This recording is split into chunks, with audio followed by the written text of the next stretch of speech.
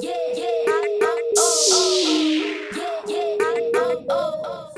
able to be fully seen. I feel like me not sharing certain things was not if I wasn't allowing myself to fully see myself because of that shame, how could I expect others to fully see me if I'm not sharing certain things with them? So I feel like even just in this process of just being more open and sharing certain things and sharing my vulnerabilities and my struggles, like where I thought that was room for people to fuck me over before or think that they knew how to hurt me, now I'm seeing that as like that's actually more powerful than I thought. Hey beautiful, it's your girl Rebecca Zahara. And it's your girl Amy. And that's who I am today. Isn't that who you are usually? No, because sometimes I'm Esther, but today I'm Amy. And you're like, oh, whatever you feel like. Anyway, we are back with another episode of Palebel. This is episode 5. And today we're going to talk about some things that we wish we knew before this big age. Okay. Yeah. So I don't know about you, but one of the things I wish I knew was that adulthood was so expensive. So to piggyback off of that, because that's going to be my thing I wish I knew also, was save all this money. All this money they're just giving to you freely and stuff for people, churches, just because they feeling for you and stuff. This grant money that you're not using for nothing but an outfit and stuff. All this money. Save it. So people, I saw this meme, I guess it's a meme, I don't know, whatever, on Instagram, and it was saying how childhood is the free, was it the trial? I disagree with that meme because it's not free. You just didn't pay for it, but exactly. People are paying for this trial. But that's like Netflix. I am on Netflix, but I personally am on Netflix for free. Okay. And I know a lot of y'all are because you're using your ex's password. You know you're wrong. And you know you're wrong. But it's free for you. It's not really though, because there's a lot of kids with parents who be like, well, since I bought you X, Y, and Z for the last 20 years of your life, I expect you to buy me a house. That's true, but I feel like that's fucked up. Like I feel not okay. So I feel like it's fucked up when parents be like just having so much adult expectations on children. It's like, let them be a fucking child. Let them do kid shit. Yeah, but a lot of people out here struggling and they need you to help. I don't know. I think a lot of it is trauma. But that's not what we're talking about. What we're talking about here. Definitely the money aspect.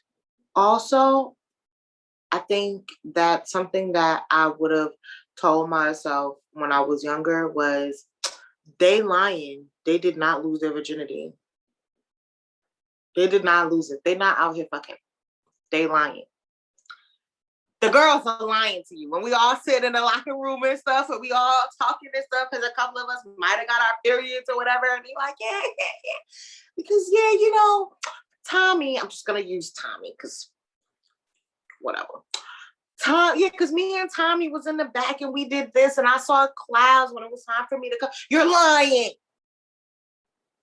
You're lying. And the way that I know you're lying is because I went and I did it. And you host was lying. Your friends lie. Your friends lie about things that they say they did. And that's a fact, because J. Cole even told us how he was lying. Okay. There was something else I was about to say. I feel like it just slipped my mind. Oh, I wish I could. A schema, a son of a gun. I was gonna say the other word, but I want to hit y'all with it. Okay, see, I just did a little pause there. You know what I'm saying? Another thing I wish I knew was that this idea, okay, so niggas be like, it's okay for Black women specifically, because that is my experience.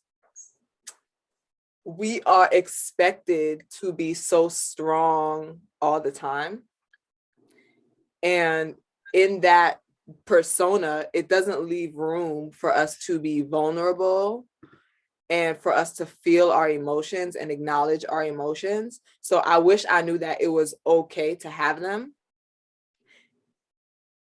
Yeah, because because you have always kind of you've always lived in that space. However, me, like I wasn't living in that space. Like, I was a little crybaby when I was like a baby, but like as I grew older, it was just like it was really a lot of what the fuck is going on. It was really a lot of what the fuck is going on, and I have no idea how to process these emotions. But also, there wasn't a lot of space being held for me to process my emotions either.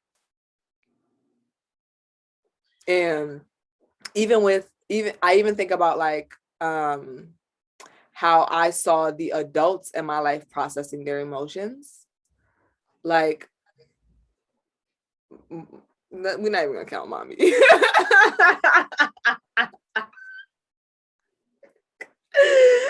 Mommy aside, one thing, okay, real quick.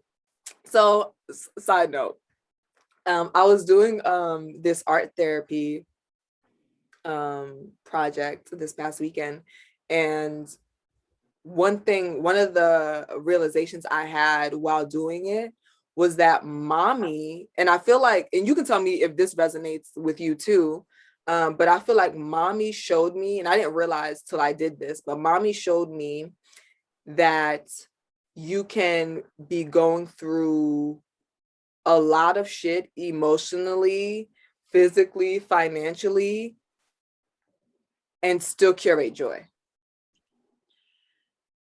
Wow. Okay. So that's what you learned. And that's cool. And I say that because we also, like, while mommy was bugging out and doing her thing, we also consistently saw her in a joyful state, like always laughing. And I feel like I see that in us also when we're handling like our tribulations. So what I learned was that it's wild, but what I learned was that nothing is big enough to break me. Like when really, I think because I'm an emotional person, that, and because of the kind of emotional person that I am, maybe I'm like 8 steps away from being depressed all the time or something. I don't know, but I never actually make it to the depressed place. But I feel like that's because about 4 steps in, I realize that this is not it, and I'd be like, oh, okay, hold on. You could go back that way. That way, that is still an option. And don't let them tell you that that's not an option, because they wouldn't choose it. Choose what you want to choose. And this is gonna go away. This is gonna pass. That's what I learned. I learned that while it's all passing or whatever, I also I can remain like this. So I used to think to myself, because like mommy had her issues or whatever, and I would be like, when she would decide, well, not when she decided, because that's not the correct word, but when an attack or manic attack would occur, right? Which wasn't very often with mommy. I would be like, wow, like she's holding that down all the time. Like she's hold. So later on in life, I had my son, and he doesn't hold anything down. He is like me in all that. He'd be like, show you my heart, Lloyd, show you my heart, and just touch it. Then I realized then, oh, because I was accustomed to being around someone who also they were an adult and more understood themselves and even in their manic states, you know, and knew that like they still had so much joy, just so much other outside of whatever was occurring, right? And then I have my son and I realized that actually that was a gift. What mommy had, that ability that she had to have someone talking in her brain while she's at work making this cash, and then she got kids at home looking in the fridge for food and stuff, and she got to buy us food, clothes, and all that stuff, and she could still manage to come home and like be cool. That was a gift. That was a huge gift. Not everyone deals with everything the same way. In terms of some of the like other, so this is what I was initially going to say, and then I thought of that that reflection. But like in terms of some of the other adults I saw, like when I was adopted, in terms of seeing my adopted mom navigate her emotions, like I feel like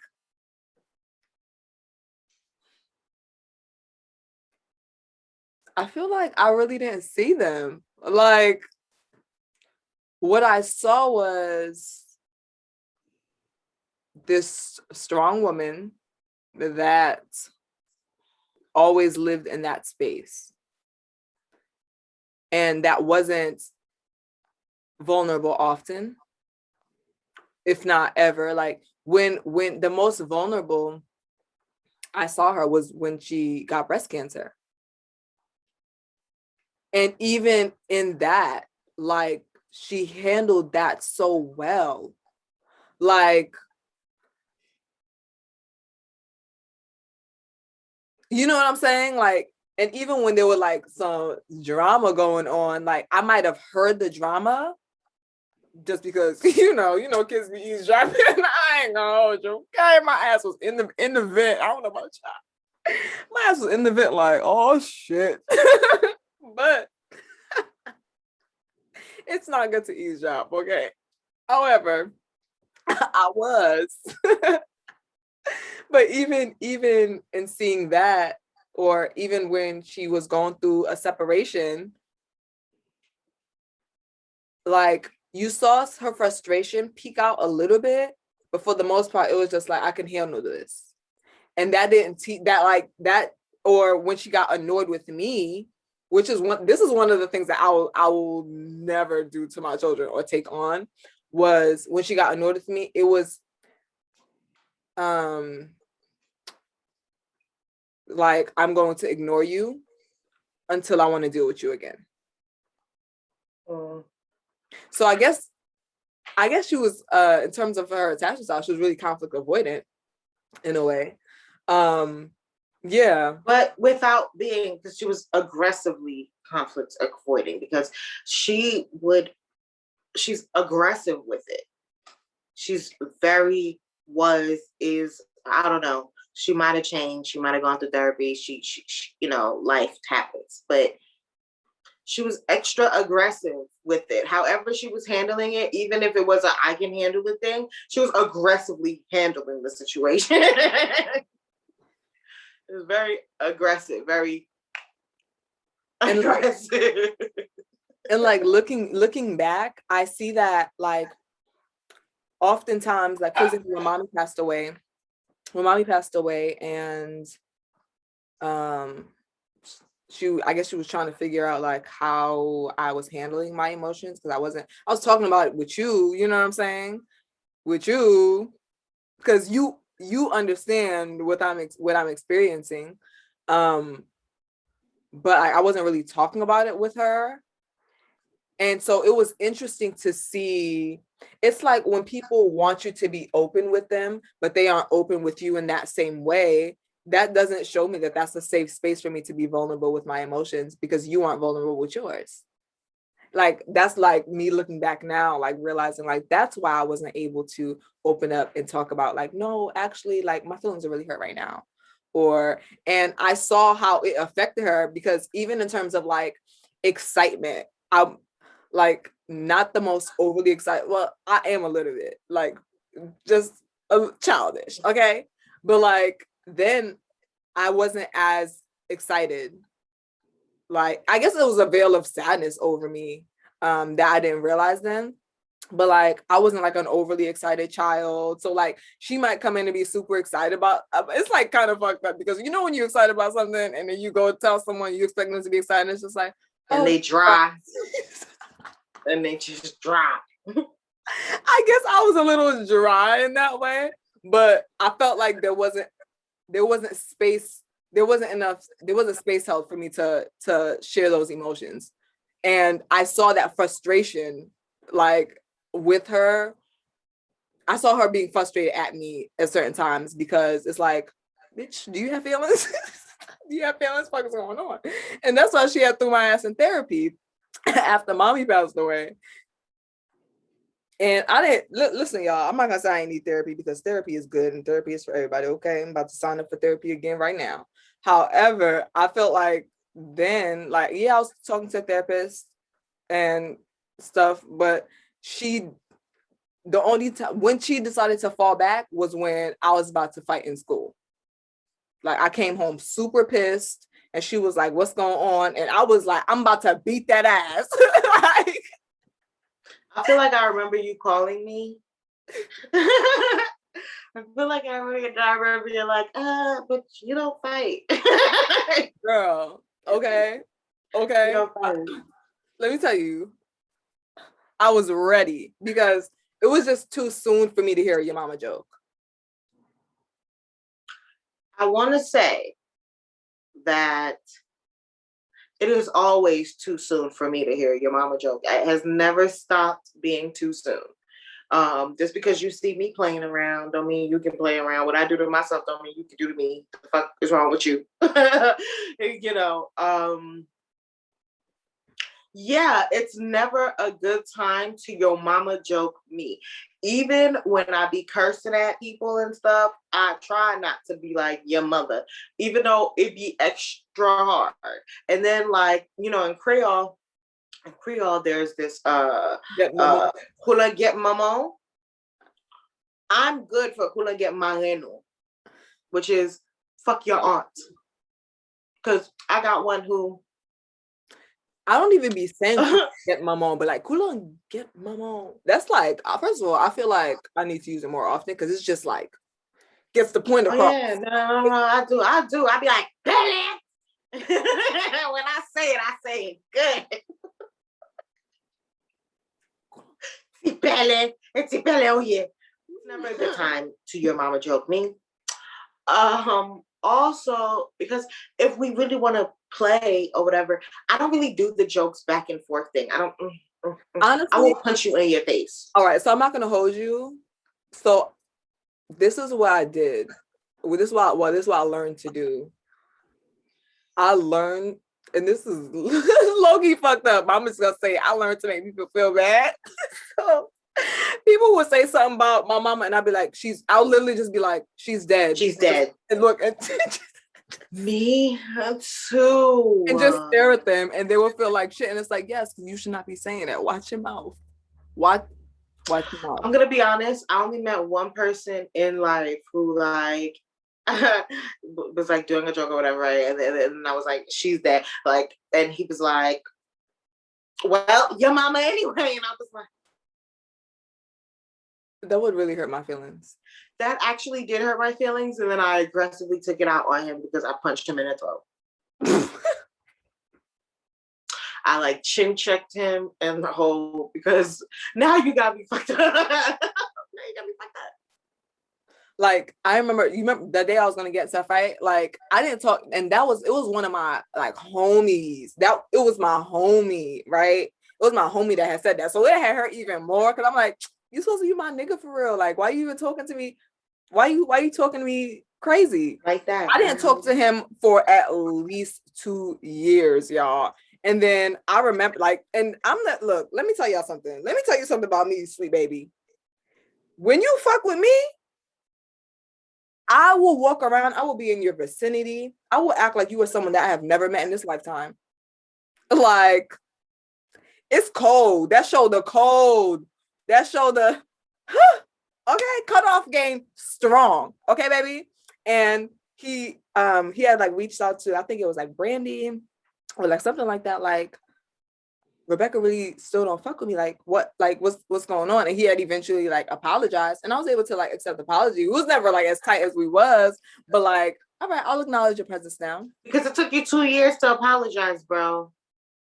It took I feel you too like, long. and I feel like he didn't even realize what he did in that moment. But baby, Well, I did. feel like in that moment, you can't really judge him only because he was in high school at the time or whatever. And we are virtually just retarded in high school, especially emotional wise, like we're just screwed up. But later on, I don't think that it should have taken 2 years to be like, so she really don't fuck with me though. That's a mighty long time. Like, did you need something from me now all of a sudden that you decided that you wanted to talk to me? And it was really just because I was, I key and I cut it up. Like that's just what we do. And so I think he was just like, she fucking just key and cutting it up with everybody else in here, and she just gonna keep acting like I don't exist for real. Yes, ma'am. Mm-hmm. Yes, ma'am. And maybe that's what I got from my adopted mom, and that's how I implement. I'm like, maybe that's how I implement the ignoring your ass. That I wish I knew sooner, and I think a lot of people need to know sooner, is that it is okay to grow out of friendship. I was having a conversation last weekend. It was a group of us, and it was like, male and female mixed group. And one of the guys were like,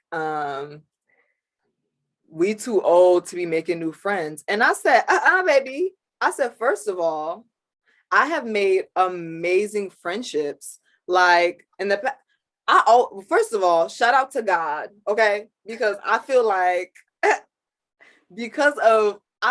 so this is what I feel. I feel like because of our upbringing, a child can't speak. I feel like because of our upbringing, God has provided me with this innate capacity to make genuine and authentic friendships. And I know a lot of people don't have the ability to do that. So I'll start with that. However, when he was like, you can't be making friends at this big age, I'm like, yeah, you can. Because the friends that we make when we are children, we low-key are forced to be friends with them because we are stuck with these people. Not like that, like, you know what I'm saying? But like, they're the kids that go to your school, the kids that you're in sports with and all that shit. You make friends with them because you're surrounded with them. And when you are an adult, you have the choice to choose who you want to be in your life. And then I think then you realize, especially as you grow older, like, all right, so my circle really does influence me. And I think that's a big thing, because I think so many of us hold on to these friendships because of the longevity of them, but are they still serving you in this? Like, maybe they served you in that stage, but are they still serving you in this stage? And if they aren't, it's okay to take a step back. It's not saying that you cutting the person off, but it's okay to spend less time with someone that is not serving you in the way that they used to. So to piggyback off of that, growing up, mommy would be like, you don't got no friends, you don't got no friends, you don't got no friends. And that became a story of my life for like my whole, like most of my childhood, my period, like where, and it's so funny because even as an adult, there are people who like this one who want to be in my face and who want to hang out with me and who want to see what's up with me. And I know that as a child, I always thought to myself, I don't really got no friends. So it stuck. And like as an adult, like, okay. So as an adult, I moved. I left my home and moved to a complete different place and had the absolute hardest time making friends. And not because they didn't want to make me, but because it was so hard for me to conform and keep them or or do what a good friend is supposed to do, which is call your friend, text your friend, hang out with your friend, say, yes, I want to go out, do friend stuff, you know? It was really hard for me because I was bred to believe that I don't have any friends. And it became a thing where I actually had to actively work at making a friend or being a good friend. I used to say this, I'm not a good friend. I'm not a good friend to have because I don't really call, I don't really text. I'm not huge on that. So I always used to be like, I'm not a good friend to have. If you have me as a friend, you just need to know what kind of friend you got. And that's really messed up. It's really messed up considering. But it's because I never actually knew how to make friends, how to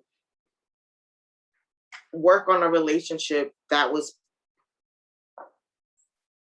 just based off of friendship without it being people who have already been around my life for like however many years. Because I had a lot of friends back home, but they were all from high school, college, the town, the neighborhood. Like we were always already together. So, you know, of course you're my friend. Of course you're my friend. But I never actually had to make a friend. Do you feel like part of that, like outside, yes, that what you said, but do you feel like part of that is also because of constantly being displaced and the amount of people we had constantly fluctuating in our lives?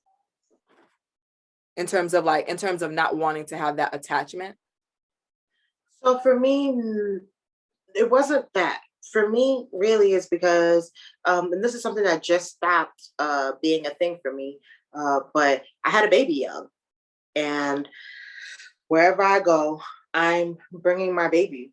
And whenever people see me, and then they see my son, they're like, "How old was she?" It's always like a thing. And so I really was okay without I don't always want to have to explain myself, and I understand now that I don't have to explain myself, that it is really just my business and it's no one else's business, and if I don't choose to share that story with anyone, that's on me, and I don't feel I guess angry about when I say it. I know it sounds like, but I don't feel angry about it anymore. When I was younger, or even just a couple years ago, I felt angry. I felt like you're judging me. Like I walked into the room or whatever, and me and my kid are just here to be or whatever. And here you are trying to find out my whole life story and investigate into what the hell happened and where was my mama at the time. And mind your business. I'm not here for that. So I even felt myself it's so funny. I found myself lying about my age because while I don't look that age, it's easier to just say that and then not have to worry about the backstory. So still I'm a teenage mom, but I guess I'm not a young teenage mom, essentially. So that made it very hard for me to make friends because I wasn't sure if I was going to be able to find genuine, sincere people who didn't want to,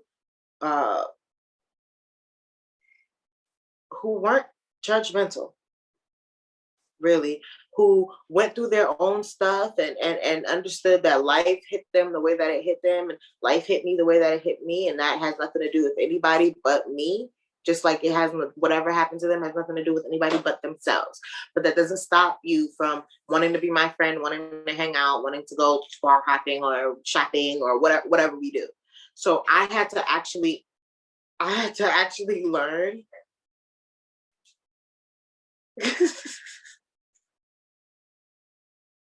Oh, Can y'all see this? Can y'all see this?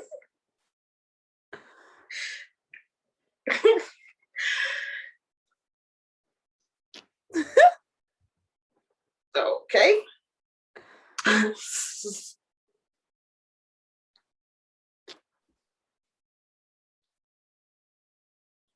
this is great. So is it? We just put him down. Let him go about his business. So, and he doesn't want to. Yeah.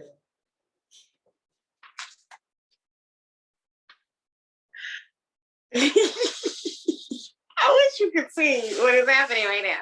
He has circled me. He's trying to figure out how to get back on top. Either way, I had to learn that the same way that, generally speaking, I don't want everybody around me anyway. Like, just naturally, I'm like, as much of a people person as I am, I like to stand, like, the crowd will be right here, and then I'll be like right there. Like, I like that. I like that place, you know? I get to see the crowd and see what they got going on, but I don't have to just be in the crowd. He just wants a little love, and that's okay. I'm giving him love. Okay. It's okay. So yeah, essentially I learned that the same way that I take time out to make sure that I'm who I want to be, blah, blah, blah, blah, you know, where I want to be, that kind of stuff, is the same time that I take in and invest into my friend and who's somebody who I want to be my friend, to pick and choose exactly who I can have in my life. I went from a time of believing that I had no friends, nobody would really want to be my friend without having to know my whole life story or judging me or all of that, to now realizing that that's not necessarily true. It's just I was raised in a way to not really think that I had friends, or they were not really people who would want to really be my friends. And so now as an adult, I've learned that that's not true. I just have to put in the work, because I've also made quick friends where, like, my instincts were like, but for the sake of having a friend, I was like, instincts, you don't know what you're talking about. I need a friend. I want a friend. And then it blew up in my motherfucking face. But my instincts did say, not this one. Not this one. But I was so desperate for a friend, and that's really what it was desperation, to have someone be there with me, be around me, talk to, you know, hang out with. And it wasn't a guy for me. Like, I didn't want a guy, because I guess that comes with sex, and I didn't necessarily want to do that. I just wanted a friendship. I found out while I was making bad friendships who was actually a really good friend during these bad friendships, because I still have them as friends now, you know, but it took work. It wasn't like a 1-2 easy step thing to really go through the process of censoring and figuring out whose vibe is really my vibe. What I will say, and we'll do, I want to do a complete separate podcast about some friendship stuff. However, I will say this: when your mama and them tell you about that friend,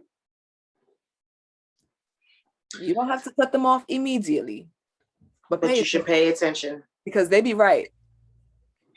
They be right as fuck. Some of the friends that I thought, like, some of the friends, and you know, I don't really go through friendships like that. Like, I'm pretty good at maintaining my friendships, but some of the friendships that I thought would be my friend would be at my wedding friend.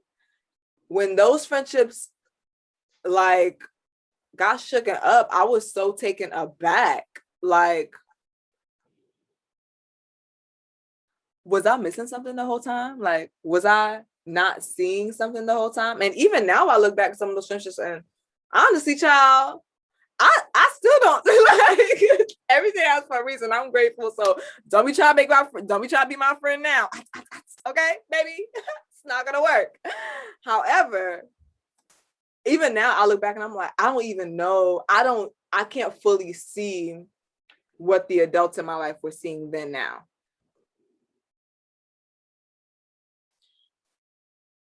So I don't relate to that, because maybe the people who I was really hanging out with were just so off spectrum that I could see it. And at those times, those off spectrum things were actually the things that I appreciated about them.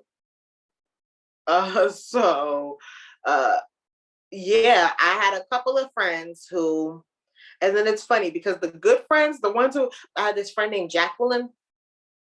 If you watching this, hey girl.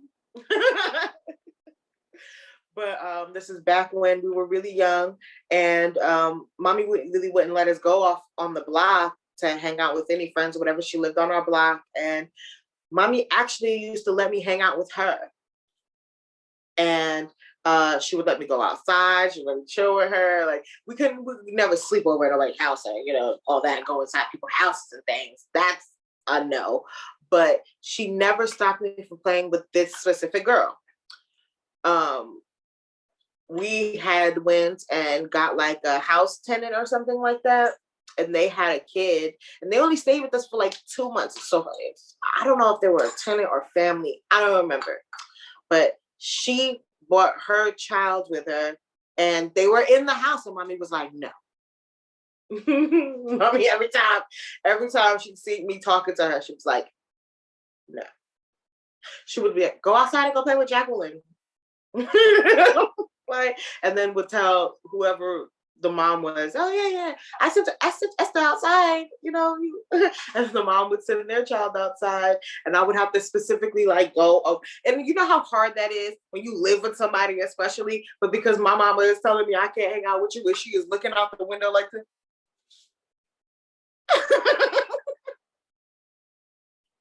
Waiting to see if I speak to you or something. So one day we were all, and it wasn't even my bike. I don't know whose bike I was riding. I was riding this bike. And so was Jacqueline, was going up and down the block, just riding the bike or whatever. And she came outside. I can't even remember her name. That's so horrible. She came outside and she was like, can I ride the bike? Essentially, or whatever. Jacqueline's about to get off the bike to let her ride her bike or whatever. So then it would have been me and her. And I was like, no. Like, no, you can't ride the bike. Jacqueline was like, no, she can ride the bike. I was like, well, if she ride the bike, I can't ride the bike. And she was like, why are you always being so mean to me? I remember that. Because it's funny because at that time, I remember kids in school being mean to me. I was just getting my English back together and stuff like that or whatever. So I remember kids in school being mean to me.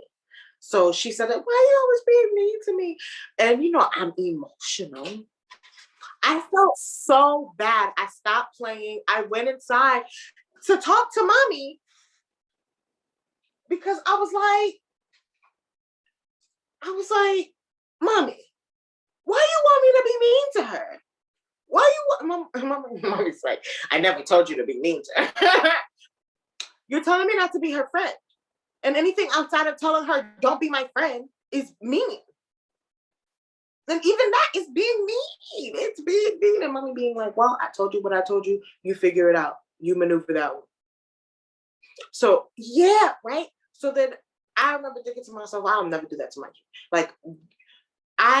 So it's funny because when Andrew would go through stuff and I would be like, no, Drew, I don't like her.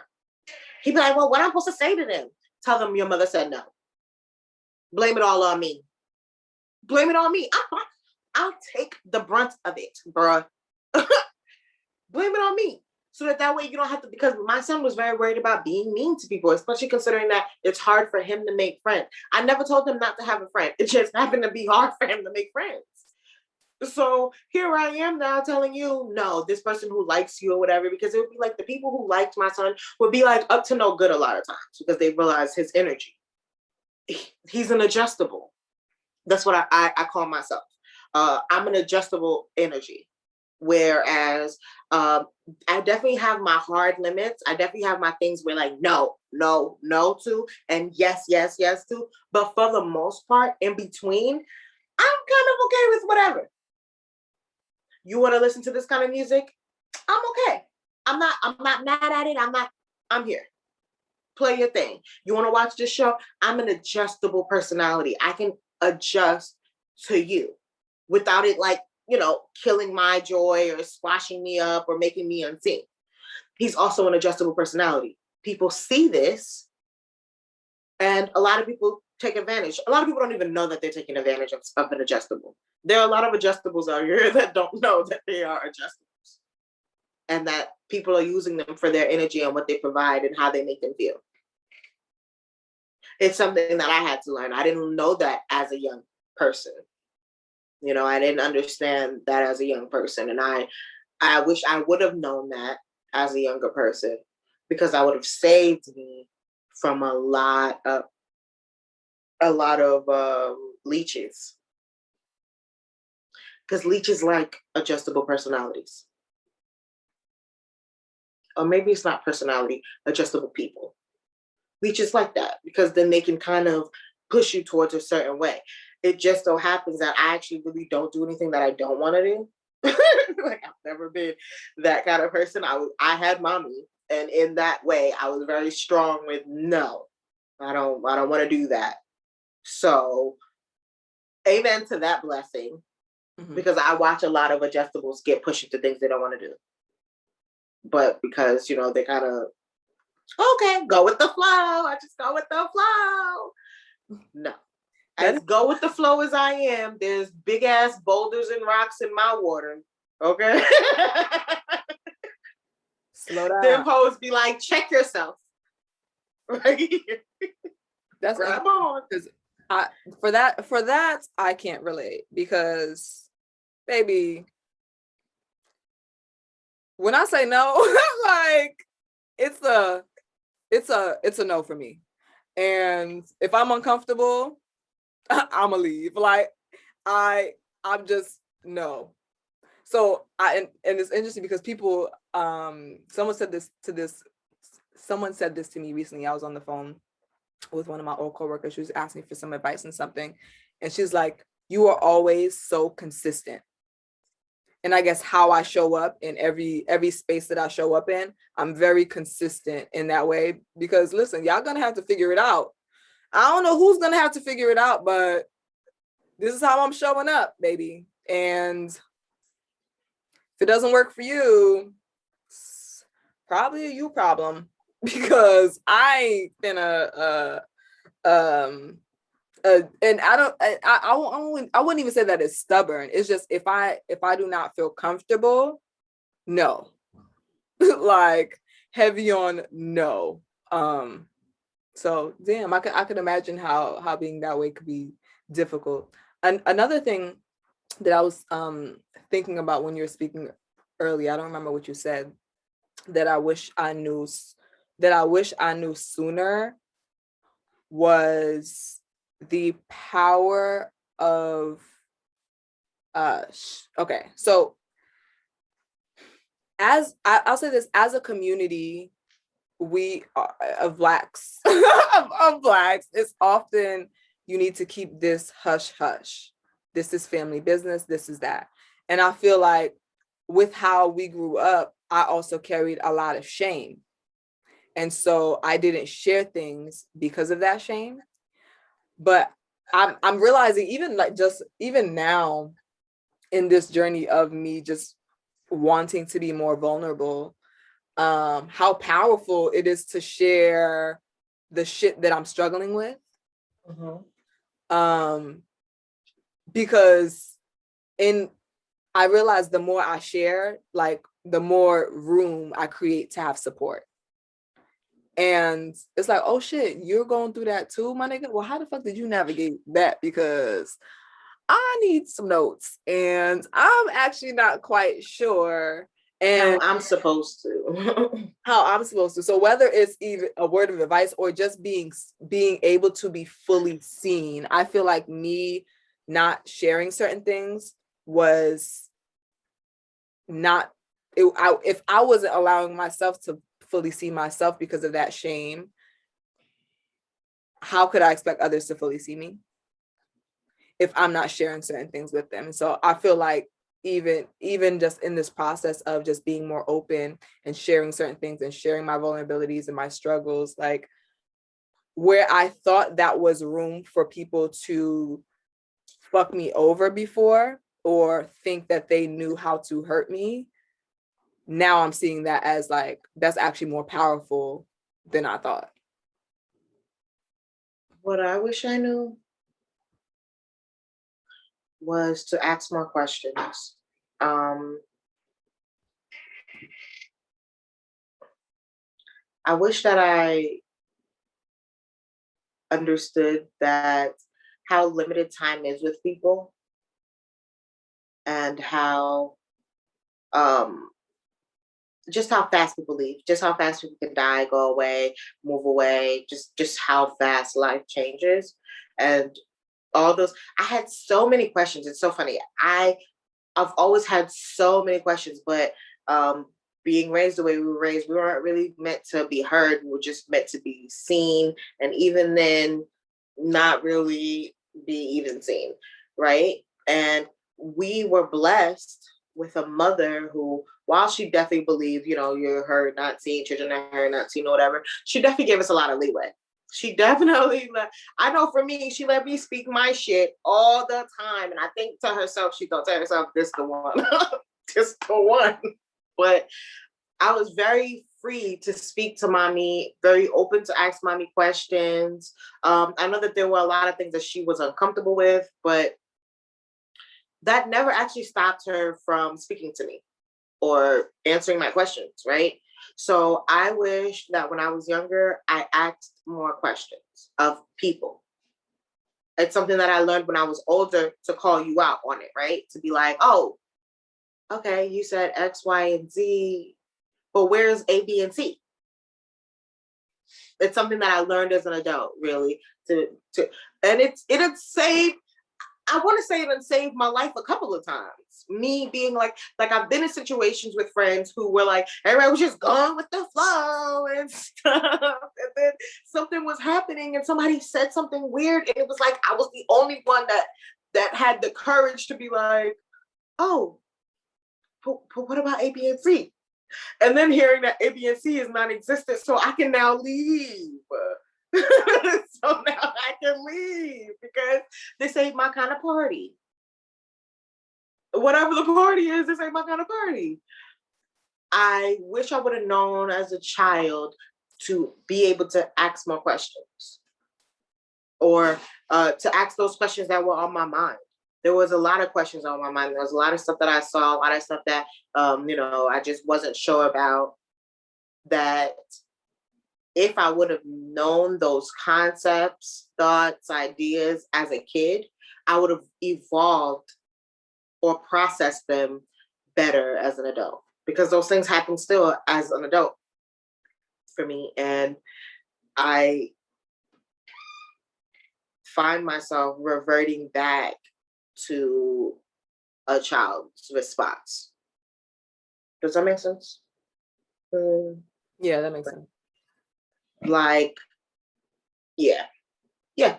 I find myself reverting back to a child's response for a few things. And then like I have to actually hold on. You're grown and you control this situation now. The child's response is really because they don't control anything. Nothing is really in their power. So now you're just pushing them wherever you're pushing them, and they have no choice but to try to push on the brakes themselves, and it's really the tension back and forth, right? But I'm an adult now. I can make this flow.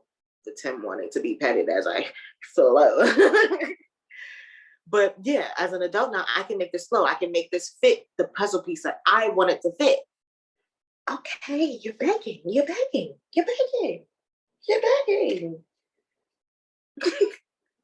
That's all I had to say. For several reasons. I think that it's important to ask questions because so many of us are unsure about our identity because there were certain things in our family that were not discussed.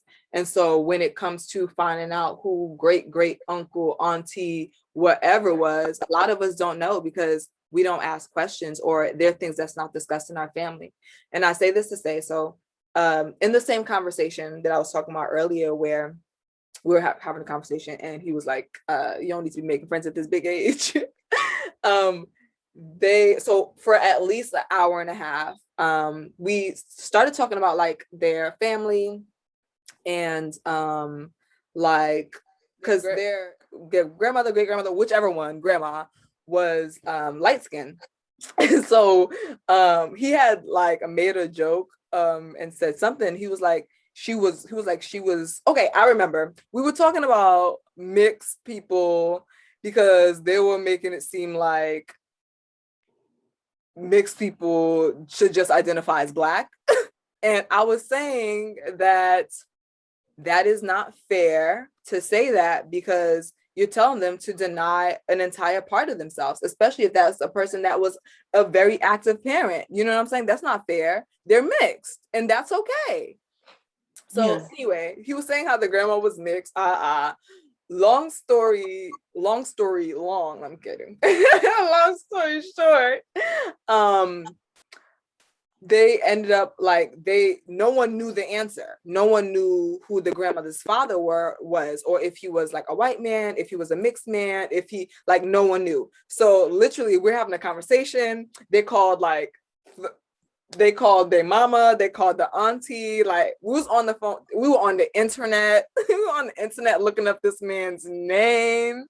And they were saying how like there were certain things that she didn't talk about and that she didn't want to talk about and things like that, which is fine. But in this discussion, they were also realizing they didn't ask as many questions that they wish they would have asked when she was here. And now that she's gone, it's gone. Like, you can't ask her those questions now that she's gone. Speculate, but speculation is never enough. Yeah, so that's why I was saying, like, I think it's so important that, especially like in general, it's important to ask questions, right? For the sake of fully understanding and being guided by your intuition and not just what you're being told. But I think especially when it comes to family and family legacy and family, like just understanding your lineage, that is super important that you're asking certain questions to your elders in your family, because once they're gone, you can't, like, once you're gone, that's like one of the most regrettable things. It's like, damn, like I wish I would have known this. So I wish I would have known this about them. Like, what was their favorite song? Like, you know what I'm saying? Even the little things. That's funny you say that, because I think that this, and y'all go ahead and comment if this triggered you to want to go ahead and ask some questions to your elders, because this just triggered me to want to go ahead and in our family group chat, ask my grandmother, how was my mom when she was young? And, like what kind of personality was she, and what kind of music did she like, and what food did she like when she was young, when she was growing up in Haiti? Was she smart? So y'all, if this triggers you to want to ask some questions, then we know we did our job, because it triggered me to want to ask some questions. And I'm actually going to go ahead and write down my little questions, and ask my grandmother to get to explaining, explain who was my mom? Who does she know my mom to be? One of the things that you said earlier that I wanted to circle back on, I guess just for people who are in this space and navigating this space, when you were talking about friendships and kind of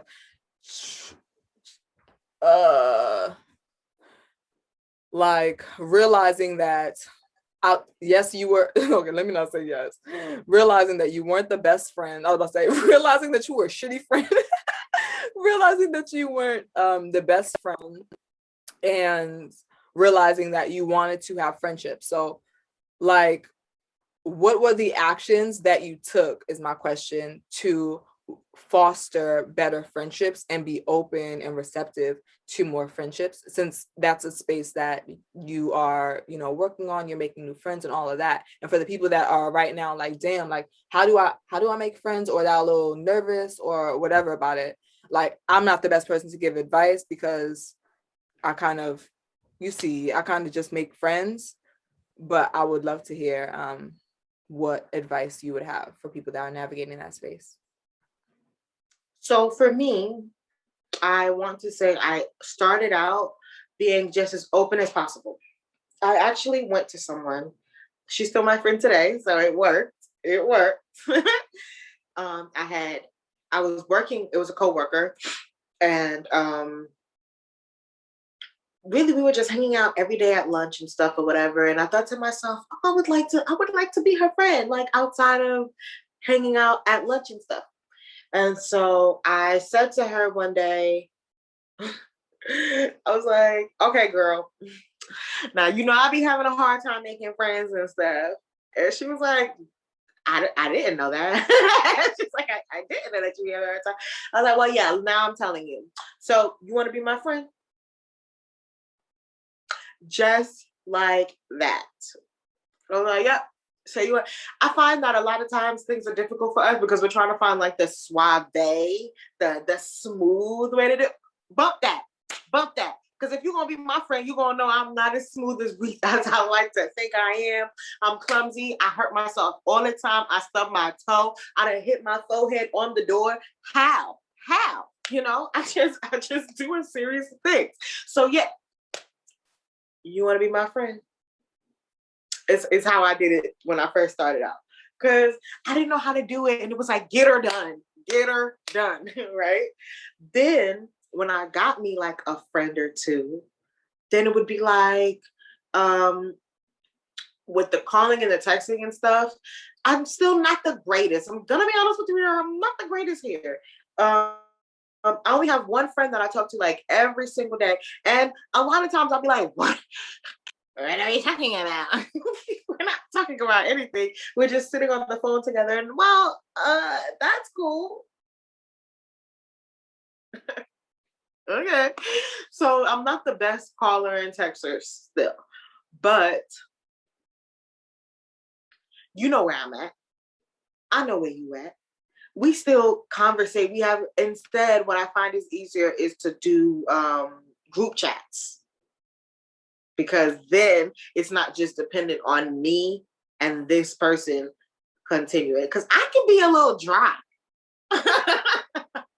A little dry sometimes. So it gives you just more support. Excuse me. I have a group chat of 4 people, and I don't always have to speak. I only speak when I want to. Because at the end of the day, what I'm going to tell you is do not change yourself to suit someone else's life. I'm going to go into that saying that so as to explain as to why I didn't decide to change myself to suit anybody else's life. So I understand that I'm not the best texter and stuff. I really prefer to just see you face to face. I really just prefer to hang out. I really just prefer for you to come on over, see where I'm at, let me come on over, and hang out. I'm not really for this. So knowing me, I kept that going. I just put myself in situations where it wasn't all dependent on me, because then I knew that I would fail. So don't put yourself in a place where you can fail. If you know that this isn't your thing, don't put yourself somewhere where you know you may fail. What I will say really quickly as you're saying this about failure is I want to say that it's okay to fail. And I want to say that if you know that you are not the best texter, whatever, caller, just say that shit. Like, communicate that. So it's not about not failing, because failure, we need to fail because that's how we learn. However, yeah, but if you fail people, they do get. That's what I'm saying. Communicate. It's about communication. It's not just about putting yourself in a space. And one thing that you said, and you didn't use this example yet, so I will say it, is if you see someone, you're like, you know what, okay. So this word friend, it's very loosely used. This word friend is used very loosely. It's used just as loosely as the word love. And to me, both of these words have great significance. And so I don't just use them fleetingly. However, if there is a prospect that you are interested in having as your friend, I think it's cool to be like, let's say you met this person at work or you met this person wherever.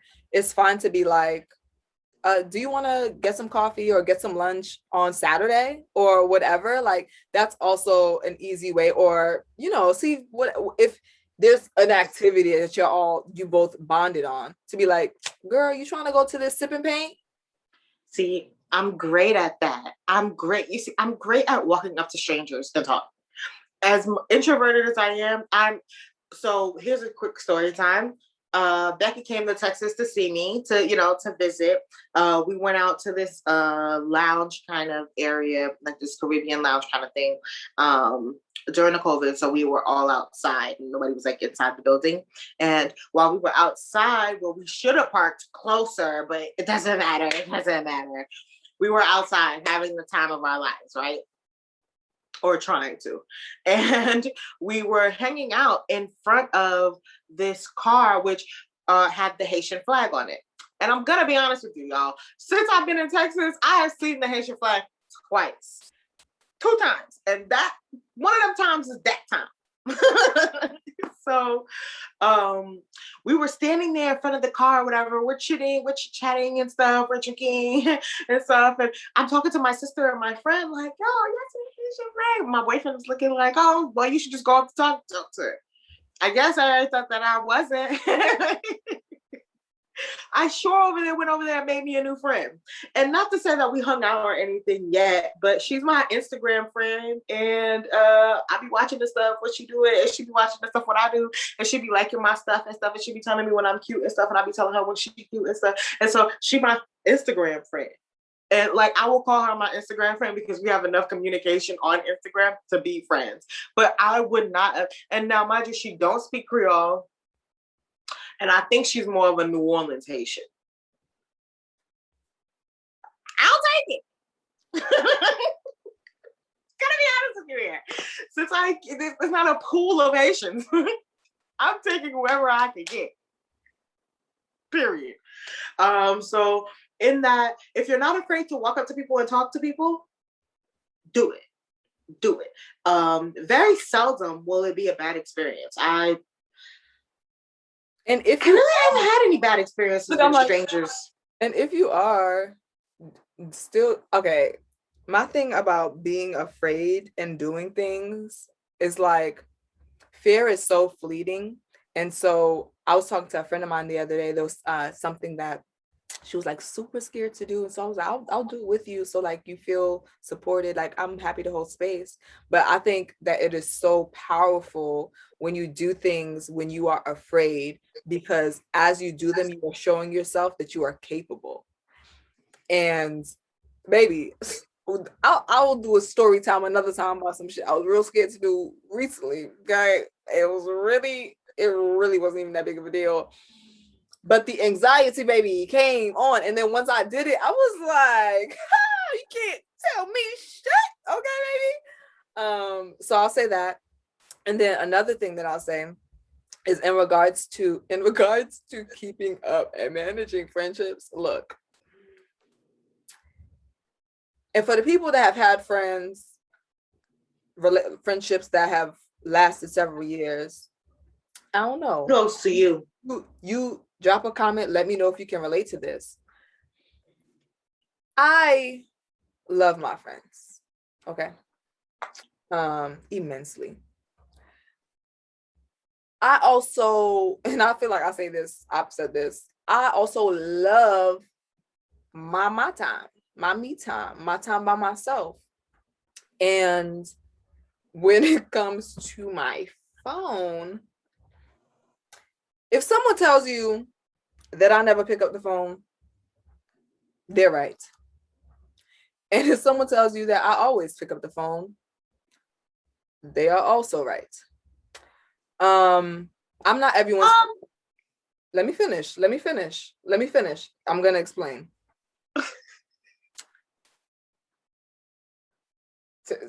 First of all, we listening. Take a step we back. All listening. First of all, I need you to back up because first of all, she acting like we don't speak all the time, and she's not my friend. She's my sister, and me and my sister. I'm listening. I say this to say, not everyone is my phone friend, and I don't.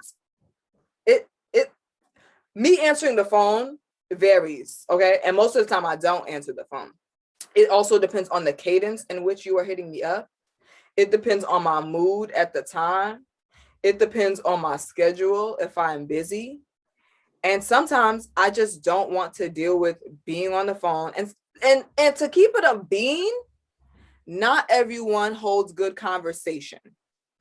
And because I've been on the phone and held space for people that just want to be on the phone because they want someone to take up that space, I have better shit to do. Like look, at the end of the day, I have better shit to do. And it doesn't mean that we can't hang out in person. It's probably better for us to hang out in person, but I ain't about to pick up your phone call all the time if you can't hold a conversation. That's just not going to work for me. And for the people that I don't speak to as regularly, like my friend A Leon, maybe we speak twice a month.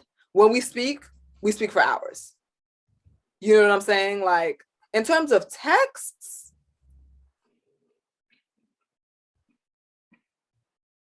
I am forgetful. So I'll think I responded and I didn't, or like I'll get distracted and I didn't, and then it's like 3 days, a week later, and I'm like, oh shit, like just realizing I didn't see this text. So I'm not ideal at that. However, my friends also know that I should not be the emergency contact, because I also don't pick up numbers that I do not know, and I am not a first responder. I'm in Texas. And I think for the friendships that have been like friendships period, but the friendships that you have been friends with for a long time, you do not need to speak every day. And it's something so powerful about knowing that you got that friend that we don't need to speak every day, but when I call you if something's going on or like we just need to catch up, that we have the ability to do that and nothing's changed within that time period or that space that we've given each other. It's like, hey girl, yeah, Boost, you remember when I was telling you last time that whatever had happened? And they're like, yeah, girl, what happened? And nothing's changed in that relationship. So I also think like you don't have to speak to your friend every damn day. Like I don't know what age you are at listening this, but we're grown. We have responsibilities. Like people's lives are transitioning. People are moving. People are having kids. People are getting married. Like people are going through significant life changes. And so not everyone has the capacity to hold space in all of those transitions, but in a real friendship, like you'll be able to come back together. When y'all do link, when y'all do speak and interact, it should be unwavering. I agree. I definitely agree. I have friends who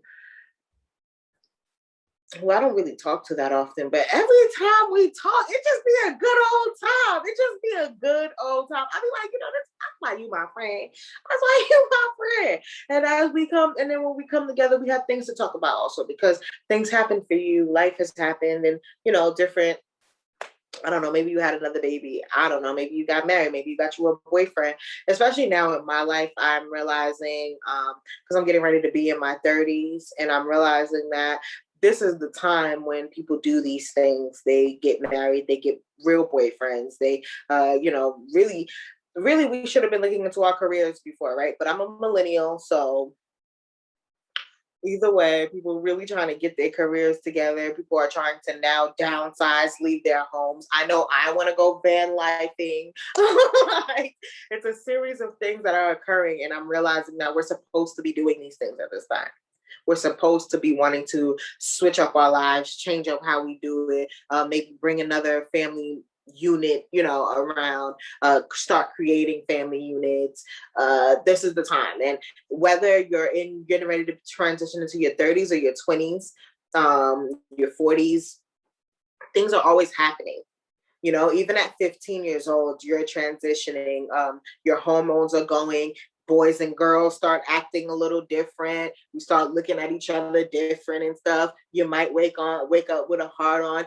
You might wake on with your little coochie just simmering hot and stuff. It is a thing. Like, you know what I mean? Things start happening.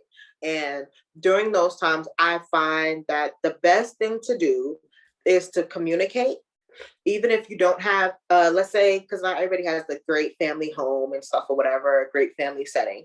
Writing everything down is freaking amazing. I will tell you that if for nothing but to be able to get it out of your head and to see it later. I actually have a journal that I wrote in when I was like, I actually wrote in it before I had my son. And then part of it while I was pregnant with my son and having my son, right? And I actually read it like a year ago and was like, wow. Like, wow. And I know that when I had wrote it at the time, I wasn't really 100% sure and I was in a confused state and all of this stuff, but wow. Like really wow. And really like it saved me. I want to say that because I didn't feel like I had anyone to actually communicate it with, writing it down saved me and helped me process. My mom used to say, when you had a bad dream and you don't have nobody to tell it to the toilet. Like literally just sit there and just let the toilet know. Bruh, they tried to kill me. They tried to kill me in the dream. I was running up the block. Freddie was over there like gang gang. Jason was over there like gang gang. And I was just, the rats and the roaches was crawling. Tell the toilet. Actually, that sounds like a real freaking nightmare. I'm gonna be honest with you. Tell the toilet. After you tell the toilet, you flush it down the toilet. Actually feels really good. Actually feels really amazing. You'd be surprised the amount of pressure and anxiety you ended up flushing down that toilet. And even though it's a metaphorical thing, it definitely has a physical effect. Yeah, because I'm not gonna hold you. I don't have nightmares as often as I used to. But baby, I be me and the toilet, the toilet knows my deepest, darkest secrets. Make sure your toilet clean though. Because that's really nasty when you talking to the toilet and you looking at skid marks in there. And the toilet's talking back. So drop a comment, thumbs up this video if this resonates, but drop a comment if about something that you wish you knew earlier, something that you wish you knew sooner. And I also want to say we are introducing a new segment called Mande Moi, which means what? Really ask me.